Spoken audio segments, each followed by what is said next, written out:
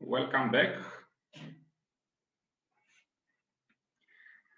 from the shortest break of the day.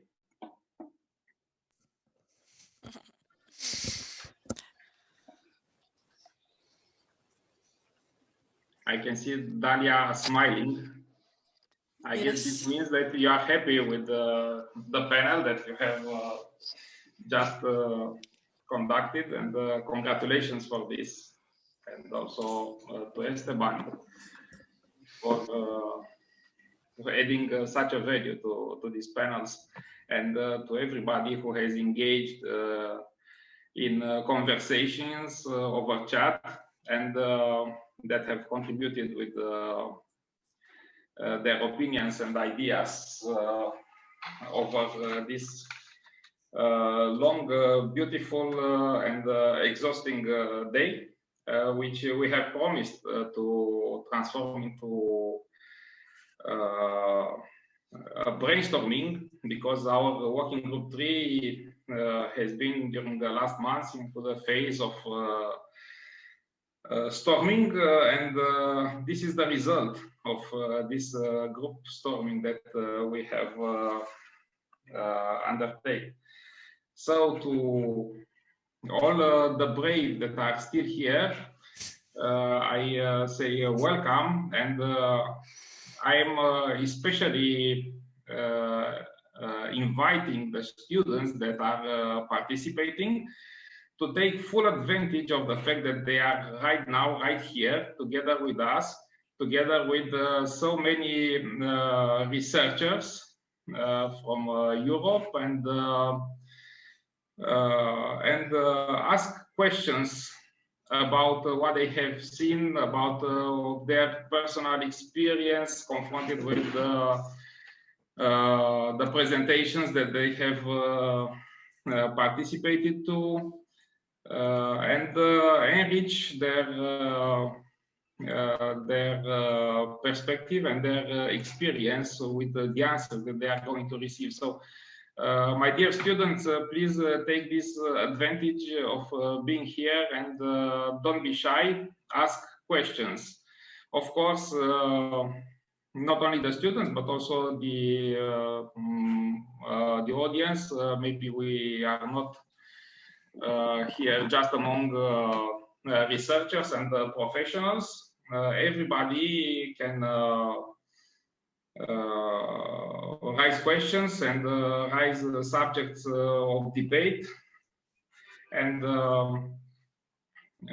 meanwhile, I would like to raise a discussion that about the subject that has been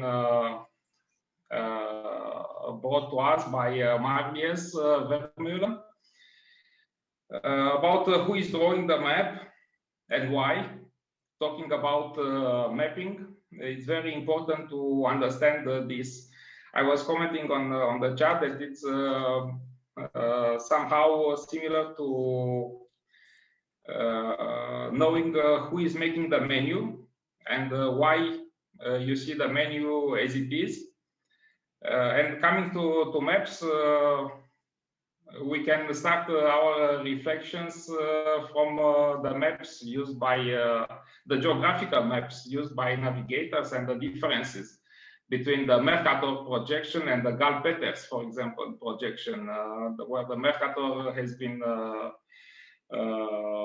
created by the sailors from Europe, and it emphasizes the northern hemisphere of the globe, while the Gall-Peters is showing the actual dimensions of the continents. And there you can see that we are, most of us, very used with the Mercator, but this one is not showing the actual proportions of countries and continents.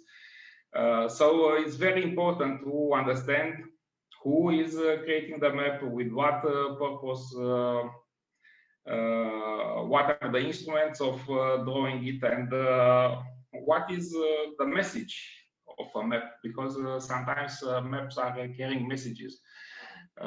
So I don't know if we still have Marius, if you would like to reflect more on this, or anybody else, or if not, let's start our discussions with any topic you might find interesting for this next hour, which is in front of us. So please. Maria, please. So if I were to present, I would have presented something on maps. I looked in a couple of maps I also completed in the repository.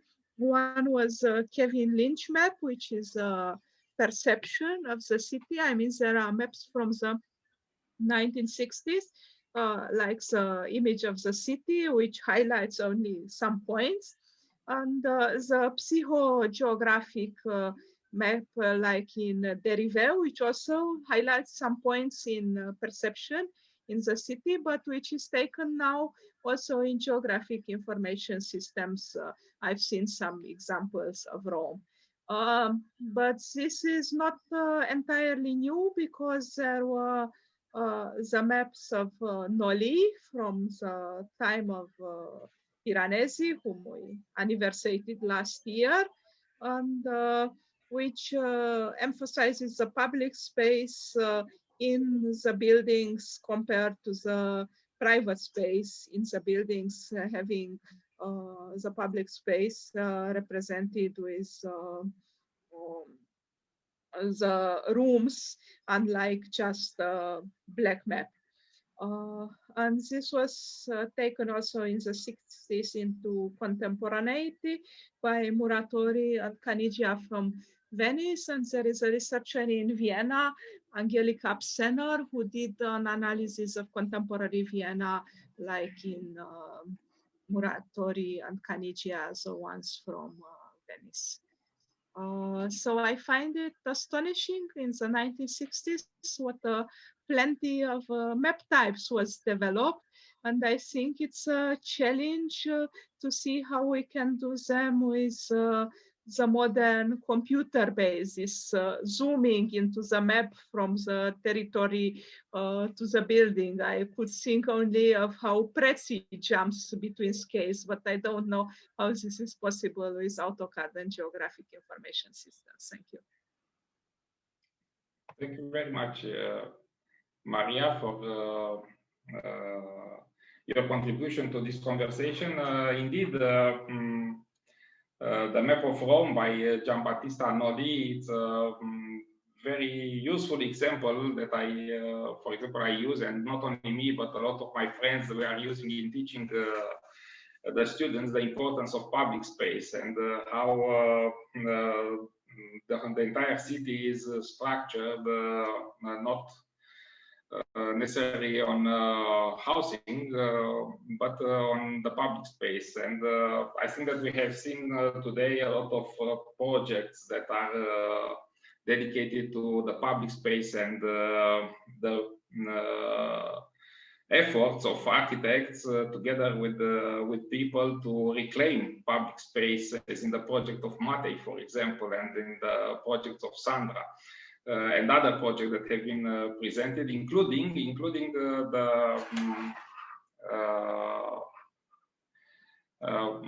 the presentation of Livel, that with parkour, you can use even parkour in order to lecture the city and transcript it in a totally different manner. So it's very, very important to understand the dimensions of mappings. And it's a question that Panu is putting here on the chat. Can maps be narrative? It's a very important question. I've replied to this. It's a tool of ArcGIS, which is called Story Maps. In the first edition, you just had a map on some thumbnails of photos of the locations on the map, and when you were clicking the photos, you got also the text connected to this, but this was the Story Maps Classic. The more developed Story Maps today are simply an essay on internet, where you have your text in parallel with photos and maps and so on. Geographers are very good in doing such stories where you can look to images and to maps and to text and zoom in and so on. Yes, this might be an answer, and I'm also thinking of the maps that are designed and by Victoria Bogdanova with her poem drawing. Sometimes your drawings, Victoria, they look like maps, and I think that they are effective maps. And they are enriched by narrations, and they embed a lot of narrative inside of them.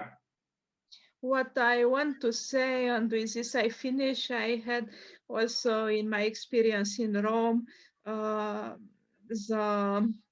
chance to see two maps which were very nice. One was a map done by a scholar at the France Academy. It was about the green map of Rome, where the plants in the courtyards and so on, not just the parks, were mapped. It was something I was also doing in the urbanism project in the 5th year of study for an area in Bucharest, because there are many trees in the courtyard, at least in Bucharest, which has a sparse structure with courtyards, and it was not a walled city.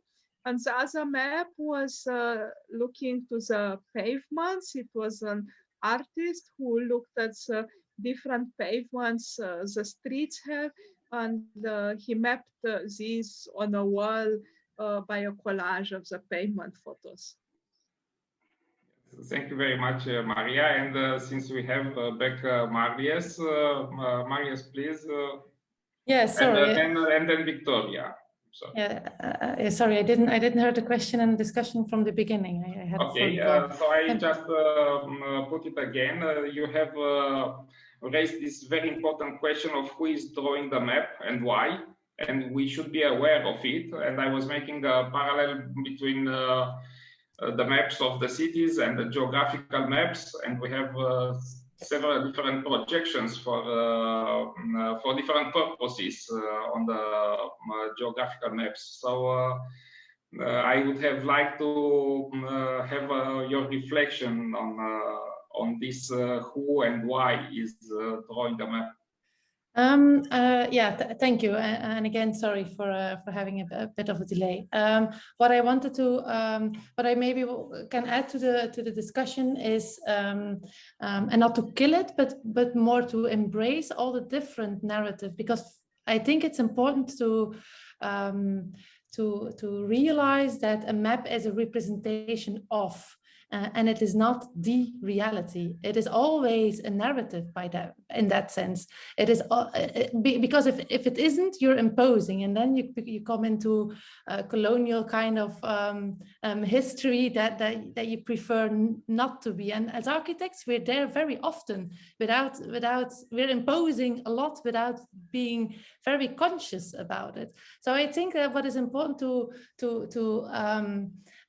say is that every map, and I think it's a responsibility for the map maker as well as for the map reader, to know that the map maker is only making a representation, a narrative, a representation of how he or she has been experiencing the everyday life in my case, but it can be any kind of information that he or she finds valid enough to map. And on the other hand, it's also the responsibility of the map reader to use the map much more as an performative and an active instrument, rather as something that is saying you the reality in a way. And I think that's where maps gets misunderstood sometimes. And in my opinion, the more maps we have, the more variety of maps of a certain place, the better. So we can have very qualitative maps, GIS maps, all the more the better, because the closer we can come to the richness of what place could mean. Thank you very much, Marius. And I think that your answer is somehow broadening the discourse, and it links it with the presentation of Saskia David in the beginning of our day. And I was thinking in to what extent scoring, as you have presented in Saskia, could be an effort of cartography. Could be seen as an act of codifying a reality for the use of a next user. Is it a question immediately to me? To Saskia. Ah, okay. Yeah. And of course to you too. Of course, yes, yes, because it links very well with what Marlies was just telling. So I don't see, it is just an alternative version of a map. So it is also, like Marlies was saying, well, it is a kind of an interpretation of a certain kind of information, which is never the reality. It is always a kind of singling out or filtering out a certain layer of information of the geographic reality. And in a map, in a classical map, it is kind of the sizes and proportions and distances and geographical connections that are the basis for the information. And in the scoring works exactly the same way, but then it is the time, which is the units of time that are the kind of the underlayer of this information. So yes, it is simply a different type of cartography, you could say.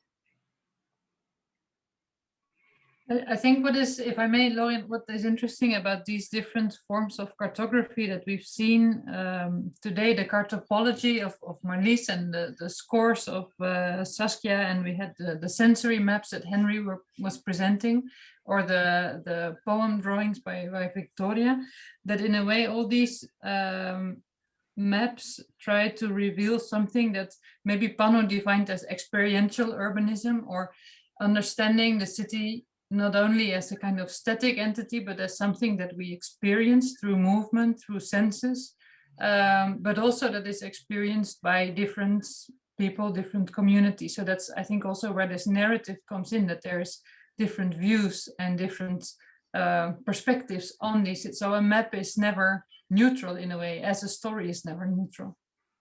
Yes, indeed, it is like this. And I was also reflecting on the purpose of maps. And probably the first map would be the Ariadne's thread, in order to get out from the labyrinth. And why we are doing maps, in order to recognize the way and in order to show the others the way that we have explored. So it has to do with the exploration and seeing and perceiving, and we want to share what we have dealt with. And all the times maps get updated with the other kind of information and according to the purpose of it. And I would like very much, if possible, Victoria, to have your input on this, because you are an explorer. You are an explorer.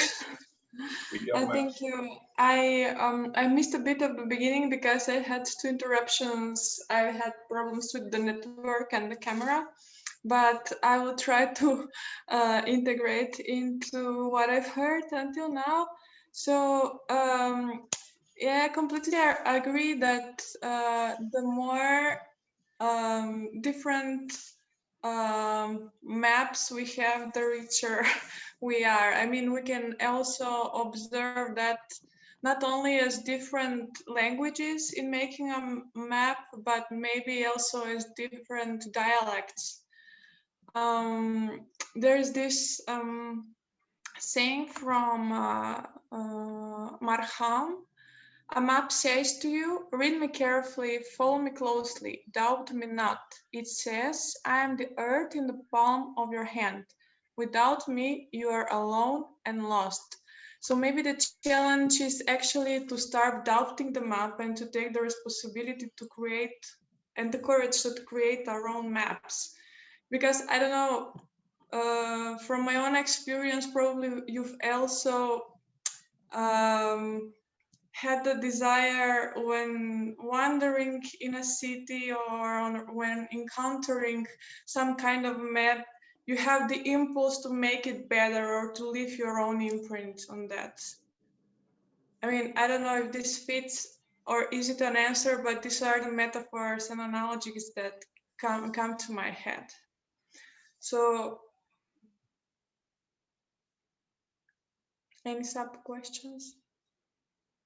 Thank you very much, Victoria. Also, Kinga is giving an answer on chat. Kinga, if you want to speak, to take the microphone.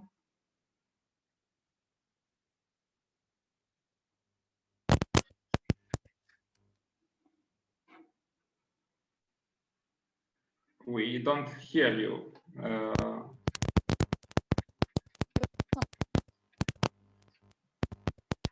Except for some distortions. If you have problems, I can read on the chat. Kinga is saying that also old historical maps with drawn spatial elements, trees, signs, houses, may be a great example how the narrative developed in the context of people's perception of places and space. They always tell us more than only location of elements. Yes, which is very true. And we also can think of the meta discourse around the maps and the metaphors that were the frames of the maps. And I think of the frame of the map of Nolly's, Giambattista Nolly's, that is very beautiful, and it's depicting Rome, actually. So thank you for these contributions to this subject.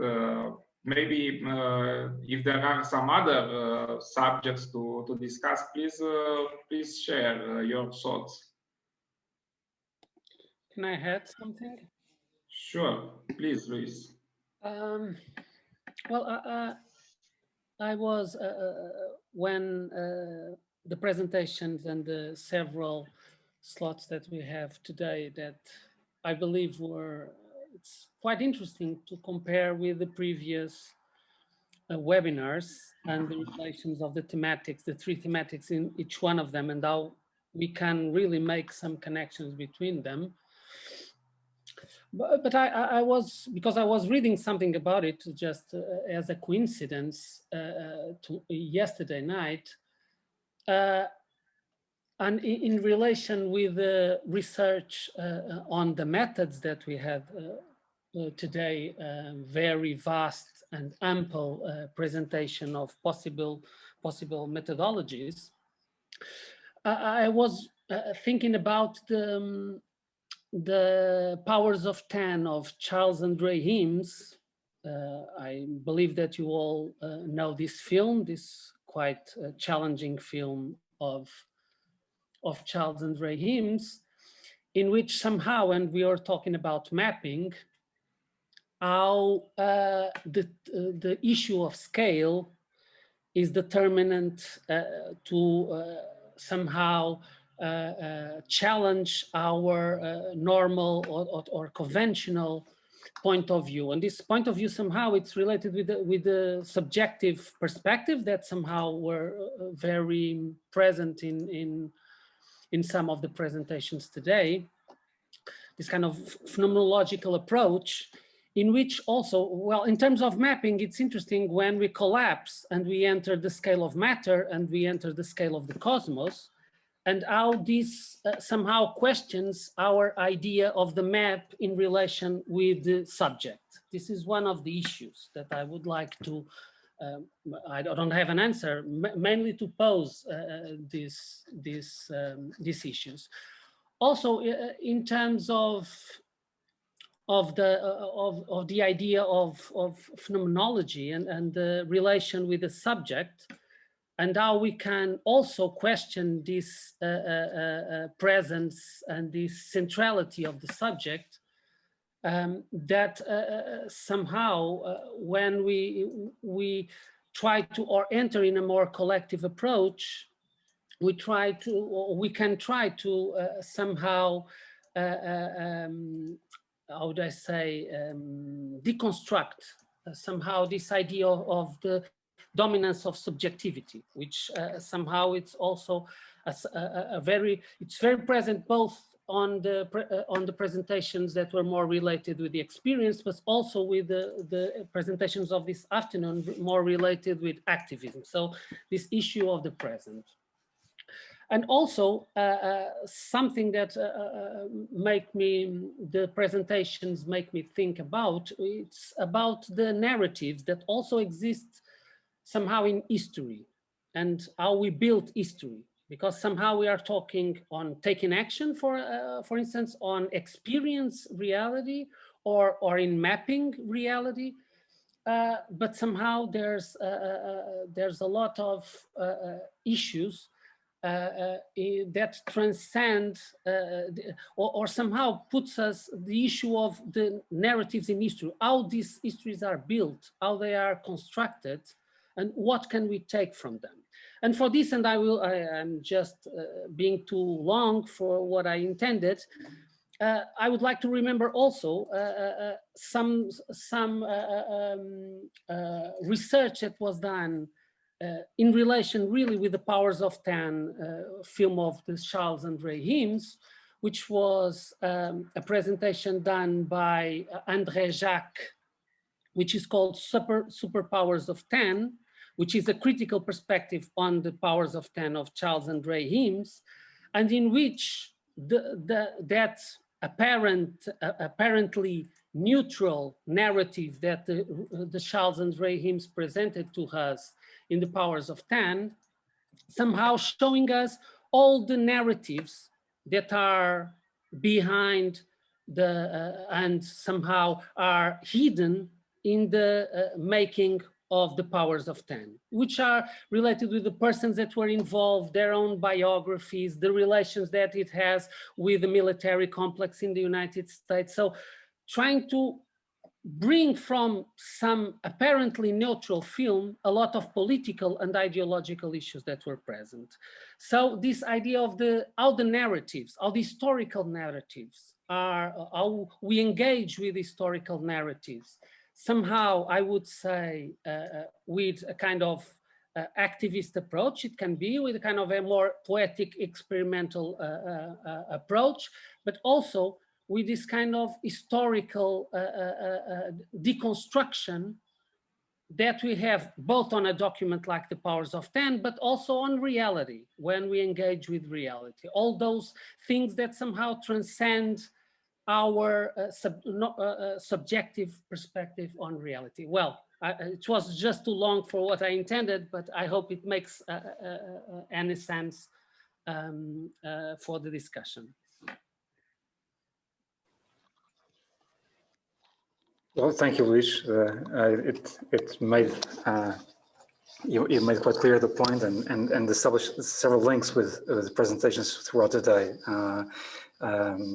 especially this not only the travel from a poetical perspective to a political one, but also the difference between looking at a reality or looking at a mediated image of that given reality. And this brings me a little bit to a discussion that we had through the chat at the end of the first session, raised actually by Hannah Musiol, referring to Louisa Sol's presentation of the video clips on how homogeneous the American city could seem throughout the video clips of a certain time, and how that applies to a different reality, such as the Portuguese one. So as somehow the steps ahead, the steps how to move forward in terms of the action, we could think of how to export these methods and to put them to use in by ourselves or with by convincing public makers, public policy makers and other stakeholders. I would like to think on this idea that's very interesting, of the transmediatic, on how when you translate something it becomes something else. You have a story. If it's told in prose, it's something. If you translate it into a comic, it becomes something different, or to a film or whatever. So a little bit taking this, and I would perhaps challenge Louisa if she's here to pick this up on this idea on how we can translate a given method to something, to a different media or to a different reality, and how that helps unveil different things, and therefore almost translating it into a different method altogether. I mean, talking about, are you listening to me? Okay. Talking about the music videos, which was the device I choose and I present today. And I think that in my presentation, I tried to show a few examples of it. Is that, for example, the translation of these music videos into the architecture and the architectural representation and the architectural culture. Could be, for example, as the festivalization of the city, and for example, I gave the examples of Lisbon '94, or even the Expo '98, or even the way the city can be represented, how the city started, how the city and how the architecture started to be represented after the contact with this audiovisual avalanche after the 80s. Because, for example, the small open narratives started to be a legitimate means of architectonical representation afterwards, after these music videos contact. And for example, the small renders that we see today to show, for example, a tower, the renders with music, I think that they can be a legacy from the music videos from the 80s, because the music videos started to be, I mean, the music videos that were disseminated by the MTV, because the music videos, they existed already. They were a device, a marketing device. I mean, they wanted to sell music and they wanted to sell records.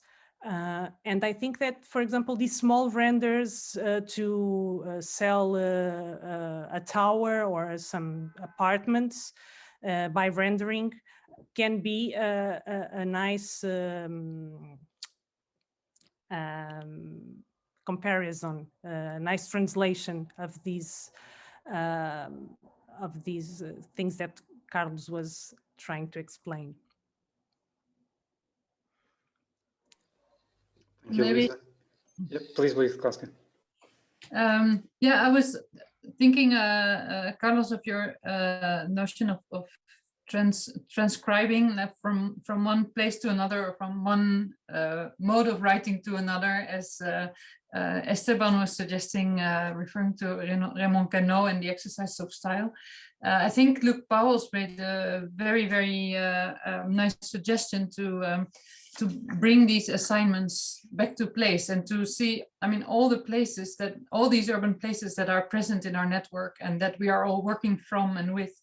What if we would use these different methods as small assignments on these sites, and see how then the method adapts to the particularities of the site. So I'm thinking, of course, I mean, now we're behind the screen, but the moment that we would have a physical meeting like the one that hopefully we'll have in Porto, could there be something like a small workshop where a couple of these exercises could be, or assignments could be done, and we could test those methods on site? I would say, hell yeah. Looking forward to it, actually. And could I add on that, Carlos? Sure.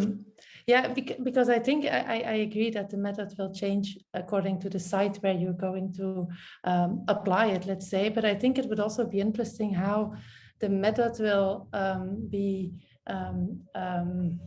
appropriated by the one who is using the method as well, in a way. And I think that would also be very interesting to look for that as well. I just finished a 3-week field work in a border street between the Netherlands and Belgium, where I worked together with a cultural scientist who is only writing. And I all of a sudden was the one that is only drawing, which is not at all the case, but how that makes you position yourself and you collaborate with different ways of observing, different ways of documenting. And I think that's also very valuable to take that in account in such an exercise. So yes, I would like to be part of it, yeah. It also brings up this idea of the multiple authorship that Luc and Anna presented with their joint take on Limerick. But I think this question of multiple authorship and collaboration also came up in a couple of other presentations, like Sandra's presentation, which I think was even entitled multiple authorship, but also in Mate working with local inhabitants, but also Victoria, where the poem drawing also became a kind of collective practice.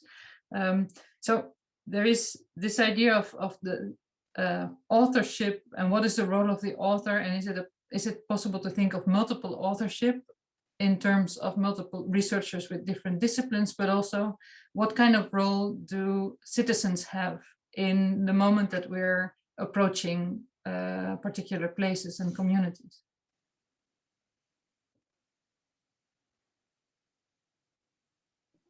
I would like to add something about what Marius has said. That would be a reflective practice of the method being applied and adapted to a certain environment and certain place, but it would be also very interesting to understand and as Sandra has pointed out, how the environment and the place is adapting to the method, because there is always this double exchange. All the time that you go in a certain place, the place is already changed by your presence. So you have to be very aware of this and understand how it is, because in the end, probably you are going to leave that certain place. And I was also, I would have liked to say something about Louis' intervention about the scale of the maps and the actual use of the maps in perceiving the actual city and the textures and the grains of sand. And I was reflecting about getting lost, even if you hold a map in your hands and you are, let's say, literate with the maps and you know how to use them, but somehow you get lost. And this happens for different reasons. Sometimes the maps do not contain all the informations. And it happened to me, for example, in Belgrade, that I was going through the city during our fantastic workshop there, organized by within our cost action. It was July. And a lot of perimeters were actually closed because they were military zones. So you were arriving in a certain area of the city, and then the map was blank, and there were different streets and connections, but they were not accessible because of these restrictions. And they happen also in Bucharest and in many other cities. And nowadays, in the context of terrorism, etc., you may find streets that are closed and you have to change route, etc. And sometimes to the narrative embedded in the map, you find a different narrative that is already there. And this might be acts of taking into possession and bricolage done by users. There are certain areas that are closed because you see a gang staying there in front of in the middle of the street and doing some activity, and you don't take the risk to take that street. So there are a lot of things that and activities that do not exist in the maps and that prevent you to arrive to a certain place, even if you hold a certain map. And this has to has a lot to do with the scale of the map, and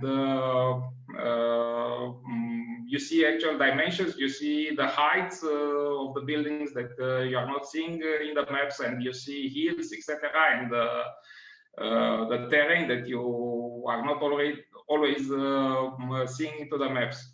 And I must, and I stop right now with a very sympathetic thought to all the people who use the maps upside down, because it's much easier for them to orientate. It's very interesting what you say, Lauren, because there's a writer, a French writer who is Philippe Vassel, who wrote a book named The White Book, Le Livre Blanc. And he took the assignment, or the constraint was to take like a regular map of Paris and take all the white zones, the zones that don't have any qualities, that are drawn by blank, by white, without any quality. And he tried to talk about this thing that doesn't have any representation in the imaginary of the French people. How do we talk about that? And that's very interesting, because I want to react to this conversation about reality and representation. And I would like to, I don't know if we are already excessively platonic in that sense, that we think that there's a reality and representation is like I don't know, it's like a second degree reality projected in shadows over a wall. I think that it will be interesting to think the reality of representation, the reality bring by the representations to that sort of collision created by a fact or something. I don't know, when we use like language in this sense, the written languages, there's a reality of the language, and that reality creates our reality. You know what I mean? It's like the medium in itself has a reality that reacts with the facts. And if I don't, in this moment, it's very, I think it's very clear that all the mediatization of reality is more real than reality. I don't, maybe it's, my position is very Baudrillard, or the simulacrum of Baudrillard, but I think the medium has a real impact in reality. And I want to finish with this very exquisite tale written by Borges, who's called on Rigor in Science. I don't know if you remember that small text, one-page text that talks about the history of a empire. And in a moment, the imperator called the cartographs. I want you to design the map of the empire, and they designed a map that was bigger than the empire itself. And in a certain moment, the map itself ate the empire, meaning that the representation is even more important than we used to call reality. Maybe it's like a provocative comment, but I think it's interesting to put it here in this conversation. Thank you. And especially timely to see in COVID times. I would just like to add to what Esteban said. During the discussion, I was also a bit skeptic about this harsh division between what is reality and what is not reality. And I thought of Italo Calvino's writings, like, for example, The Invisible Cities, where you have these, I would say, imaginary places, but none of them actually exist, but it is like a collage, like fragments from real cities put together and mixed up. But they tell more about the reality than the actual reality. So when you're reading those artworks, literary artworks, you have the feeling that it is more real. It's like you feel it's prophetic. I mean, or also, if I don't know if we can speak about written maps, like when you read Dostoevsky, or even better, when you read Goethe's Roman, the Master of Petersburg, that is actually written up for Dostoevsky. The main protagonist is Dostoevsky. It's creepy when you read the book because you don't feel that it is a contemporary writer. You have the feeling it's like not reconstructing just the reality, St. Petersburg. It is also reconstructing a reality from a different time period, and it's also reconstructing a life of another person without necessarily excluding the personal experience, because it is a story about the death of his son, which actually the writer experienced in the contemporary world. I mean, so I think that the maximum that an author can is actually to be attentive to reality, and no matter, I'm not sure if that difference of what is real and not real actually matters. And how does it matter? I mean, not generally, but it for sure differs in different specific cases, but I think it's a very specific thing to talk about.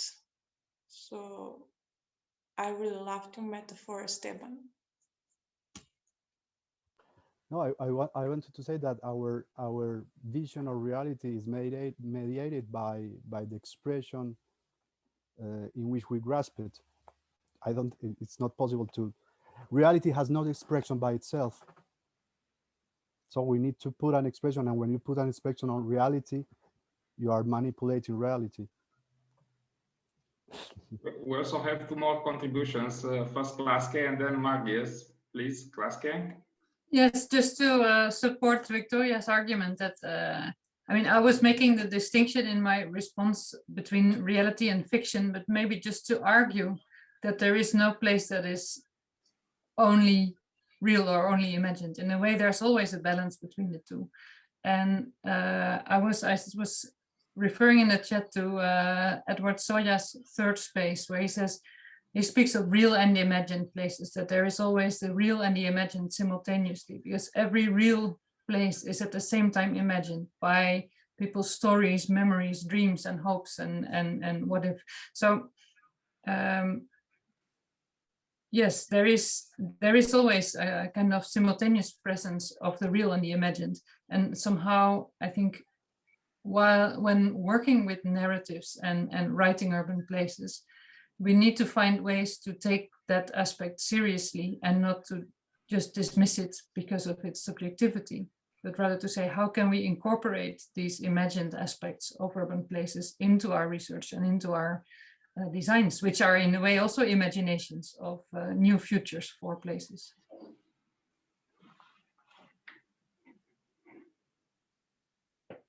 Thank you, Klaske. Marius? Yeah, I don't know, maybe I talk too much because we're at 56, so I don't want to take too much of everybody's time, but I simply wanted to take the discussion to what Esteban was saying about the impact that the impact of the form of documentation, I'll call it. I forgot your words, but what that does to our experience, to place, etc. And I wanted to talk very shortly about a chapter that David McDougall wrote, which is called Voice and Vision. And it's where he compares a very short part of a book of Simeon, Georges Simeon, so not such a not a beautiful writer, I think, but an important writer. I don't know. And he compared what writing does with you building up in your mind back again. In this case, it was a kitchen, and he compared it with, for instance, a screenshot of a film. And how the different works there, and how, for instance, in writing, you have to pick and choose very carefully the details that you describe, and the rest you build up yourself. But by picking them rightly or rightfully, you're imagining your space in one way. And then with the idea with the screenshot is that you have so many associations that you can make, and you don't control how the viewer is looking at the screenshot. I think that comparison is well, it made your remark made me think of that. So David McDougall, it's always nice to read him.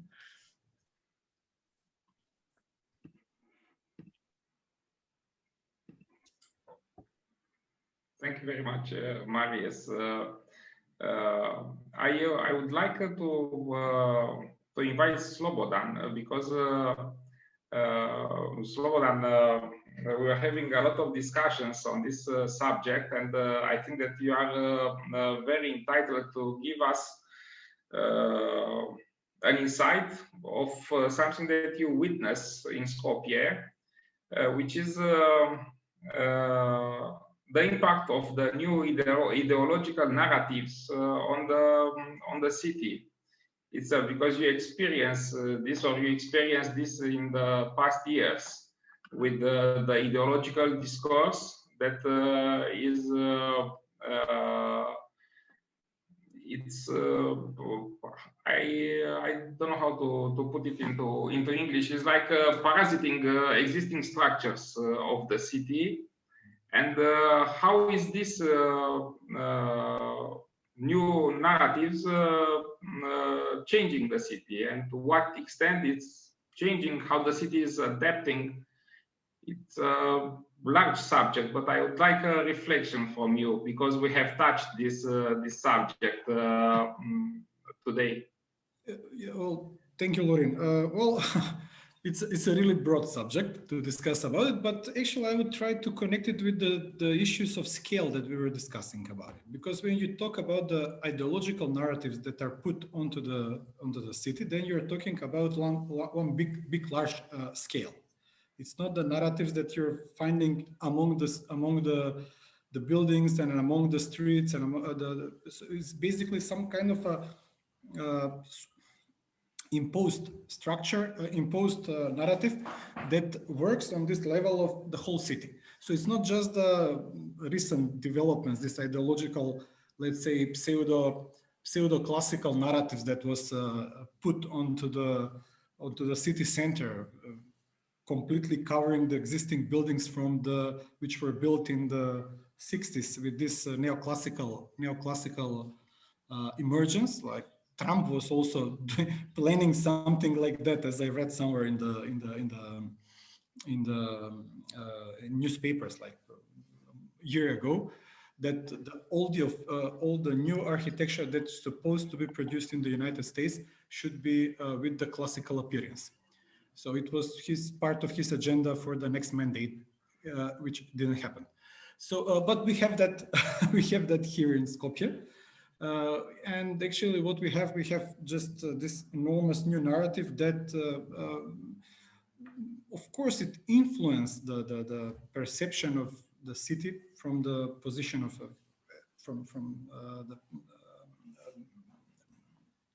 the point of view as a general experience, not from the perspective of the citizens, because of course it's a huge debate, but it's in this kind of abstract, non-material space. It's not in the real space. The real space, you have all these new buildings that are emerging, and then you're discussing about them not in terms of the representation, but in terms how they influence the real life. So I don't know. Lauren, it's a difficult question that you asked, and it's I don't know how clear it is, because people should be aware of what was happening in Skopje just in order to understand what I'm talking as a complete. But again, if you're talking, just to make it short, if you're talking about ideological narrative imposing onto the city, my opinion is that it works on this big scale. It's not works on the scale of the everyday life, because the scale of everyday life, it's basically subtracted from this ideology, except if the ideology is basically make clear demarcation into the space, basically forbidding certain accesses and closing, making some boundaries inside the city. Otherwise, like something was mentioned, actually you mentioned a bit before about the Belgrade, the maps that were basically, there are streets which are not existing. So basically like kind of military districts or something like that. So otherwise, this ideological impact, it's more in this, let's say, non-material discussion. It's about it have different influence of the onto the, how to say, understanding the city. It's not the influence on everyday life. So that's the. Yes. Thank you very much, Slobodan. And I would add something to you, that sometimes this ideological discourse is detoured by the use of people. Sometimes you see teenagers making funny photographs in front of a very serious statue that they don't care about the subject, but it's a good place for taking a selfie or whatever. Because the practicalities of life do not care about the message that is that has the statue of the monument or whatever. Yes, I mean, in terms of Skopje, this imposition was more about attacking the public space that we have before. So basically, in filling a lot of public spaces with, let's say, buildings that doesn't have any reflection towards the idea of what contemporary living into the city in terms of public space is. So it's a multi-layered and a huge project that happened, unfortunately. But definitely on ideological level, what you just commented is completely what I was suggesting with my comments. But maybe just, of course, it's a bit late to start another session of discussion. But what we were discussing. First of all, just very briefly, it was really, we have really amazing presentations today, and congratulations to you and Carlos. Really, it was organized really nice and effective. But all these presentations today, we were talking about methods and practices, especially the last one, the activistic one. We were talking about methods and practices about already existing places. So let's say like places that already have their own history, places that have enough time to evolve, to accommodate. And so we are mapping them, we are analyzing them, we are, I don't know, extracting details out of them and presenting them and see how they work with contextualizing them and everything. But could we think about this methodologies and practices and assignments that were basically presented today from a different perspective when we applied them in a tabula rasa context? So not on the existing city, but on the cities that are basically still produced today. Because if we just see all of us in all of our cultural context, we can see that a lot of generic cities are emerging everywhere. It's a lot of new production of space. And then how we are using a mapping as a design tool to overcome this kind of condition of, or let's say prevent this kind of too generic condition of this how to say, self-indulgent architecture that we are all facing today. So it's not just, so it's just, let us think about it. Maybe it's too late now to open this kind of discussion, but me personally, I'm really also very interested how we are seeing these methods that we're discussing today in the light of something that is basically it waited to be imagined by practitioners of space and cities, architects, minister, everybody. It's a very good subject for thinking, and maybe we would have time on the 3rd of May to discuss more about this. I would like just to say that in January, February, I participated to a contest, an international contest for a public library in Songdo in Korea, South Korea, and the Songdo city is a city that has been built in the last 10 years.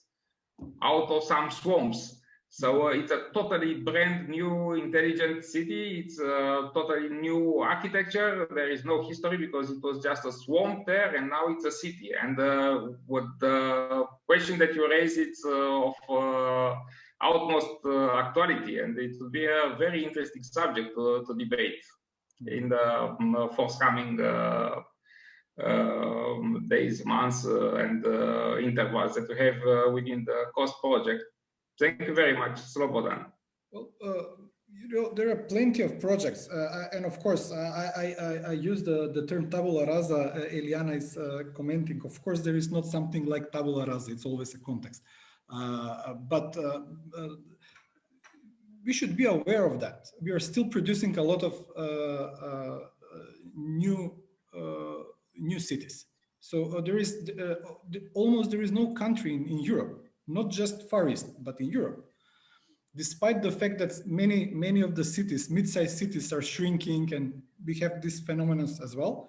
But we have hundreds and hundreds of new hectares with 10, 20, 30,000 new inhabitants that are going to emerge in, especially in the huge agglomeration, metropolitan agglomeration, and this kind of vicinities of this metropolitan areas in Europe, all over Europe. So what happened with that? What we're going to do with this kind of newly emerged mid-sized cities, which are going to happen in 10 years from now, if they start today, and many of them are already started. So it's, I mean, this question I was posing for myself as well, because we have to think about it. We are still producing a lot of new cities. I'll stop here. Sorry. Okay. For a long explanation. It was needed. Thank you very much. It was quite a tough, interesting subject. And I wouldn't have missed your presence here in order to discuss it. So please excuse me for taking advantage of this. Do we have some other contributions or questions or subjects to discuss around this table? Virtual round table. Okay, so as I see, there are some other meetings that are overlapping right now. Carlos, what would you say? Well, I think we not only are, well, I think we found a very interesting and challenging point to leave the conversation, also because we were a bit ahead of our schedule, but before closing, I would like to remind everyone of the next webinar on the 12th of May. I'm sorry, Jorge, if you want to add any remark before closing. Yes. Thank you very much. Some people have been asking me internally for the call. And we want to make clear that the call was circulated initially only among people who have already presented or were presenting today. We thought that the best idea was to do something different in the sense of revising a presentation in a different way. This was mentioned by some of you. No? What if you translate something into something else? So translating a presentation on theory or on method, or on field work and then turn it into a dissection or an analysis of communication, a conversation. However, we are, of course, open to participation if other people who have not presented yet feel encouraged to contribute to this. The only thing we want is to have these conversations in a lengthier and more relaxed fashion than the shorter formats. We want to do that. So we don't want to have certainly 30 conversations, but if it's not 5 or 6, but 10 or 12, that would be no problem. So with that in mind, most probably what will happen is I will post the call in the website and make it open for you. And then with that, you can decide who wants to participate. And we will start talking about that on the floor, because the idea is also to start building up those presentations. It's not just like an assignment. We want to somehow prepare the environment for a nice conversation. When discussing this in preliminary terms, we mentioned some kind of a coffee and cigarettes by Jim Jarmusch format, you know, like people talking around the table in a more distended manner. And well, despite the limitations in format, we would like to achieve something like that too. I think that's also a way of achieving some of the ambitions and common interests of us as a network. So, well, thank you very much, everyone, and Carlos, for the opportunity to post this reminder. I think that the call will be then online tomorrow, so please check it out. And we look forward to hear back from at least some of you.